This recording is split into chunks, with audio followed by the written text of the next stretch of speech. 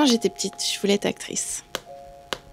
Il y avait cet album d'Astérix qui s'appelait Le Fils de César, où Cléopâtre confiait son fils de manière tout à fait anonyme à Astérix pour qu'il en prenne soin, contre Brutus ou quelque chose comme ça.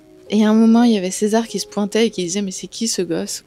Et là, Cléopâtre apparaissait, accompagnée de ses serviteurs et de ses danseuses et de ses esclaves. Enfin, en grande pompe comme toujours avec Cléopâtre dans les albums d'Astérix.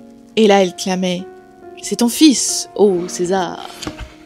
Et je rejouais cette scène quand je sortais de la douche avec ma serviette pour me sécher les cheveux, en forme de turban là sur la tête. Sauf que j'avais pas du tout assez confiance en moi pour oser dire que je voulais faire ça, et que je trouvais que ça avait l'air super fun, et que de toute façon on habitait au milieu de nulle part dans la campagne, donc laisse tomber, pour être actrice, c'était pas possible. Ensuite j'ai voulu être réalisatrice. Après le bac, j'ai fait jouer des amis dans une adaptation d'une nouvelle que j'ai transformée en court-métrage, mais j'avais aucune notion de colorimétrie, de lumière, de quoi que ce soit. Bon, le résultat est pas net, puis c'était pas des acteurs, hein, donc on a fait tout ce qu'on a pu, tous les trois.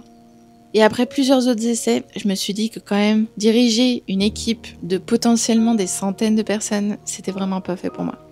Donc je me suis dit, bon, et si je faisais de la BD ?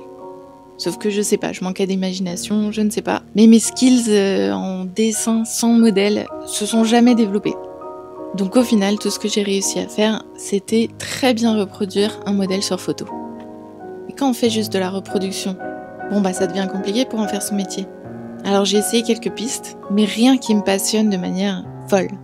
Donc à chaque fois, au bout de 3 mois, je changeais d'idée, je changeais de médium. J'ai tout essayé. Pastel, l'iPad, la peinture, les marqueurs alcool, l'encre. Et il y a quelques mois, j'ai eu une révélation. Un peu comme un moment d'eureka. Je me suis dit, mais et si je revenais aux bases en fait ?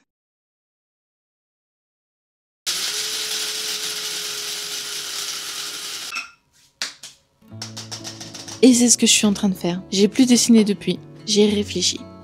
Et qu'est-ce que je voulais en fait ? C'était faire de la vidéo. Et en fait, j'en ai fait de la vidéo. Je dois avoir 30 vidéos au moins sur YouTube, en privé, parce que elles sont pas terribles, je les ai enlevées, mais elles sont là. N'empêche que je les ai faites. Et j'ai jamais réussi à être constante dans ma production de vidéos, de vlogs, même sur Insta, les Reels, trop difficile à faire. 1 par jour, impossible. Donc qu'est-ce que je suis en train de faire là ? Et justement, au lieu de vouloir faire des vidéos et des vlogs qui tournent autour du dessin, parce que c'était ce que j'étais censée devoir faire en fait. En tant que future illustratrice professionnelle, si je faisais des vidéos sur YouTube, c'était forcément sur le dessin, puisque c'est ça que je proposais. Sauf que le dessin, c'était dur à faire parce que c'est pas ce que j'avais envie de faire au jour le jour. Donc le dessin c'était dur, et comme c'était la priorité, filmer c'était dur aussi. Donc aujourd'hui où on en est ? Pourquoi je fais cette vidéo là ? Je vais me concentrer sur faire des vidéos dont je suis fière. Essayer de trouver mon style de vidéo, que ce soit des vlogs ou des interviews, parce que j'adore interviewer les gens aussi. Donc je sais pas où ça va me mener, mais ce que je sais, c'est que je vais me donner les moyens de faire des vidéos et me concentrer là-dessus. Tant pis pour le dessin. De toute façon, parti comme c'est parti, je vais jamais réussir à trouver un créneau sur lequel j'arrive à me concentrer pendant des années et construire une clientèle et en tirer un revenu.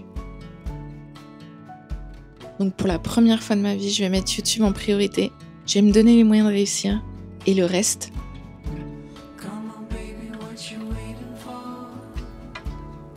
on verra.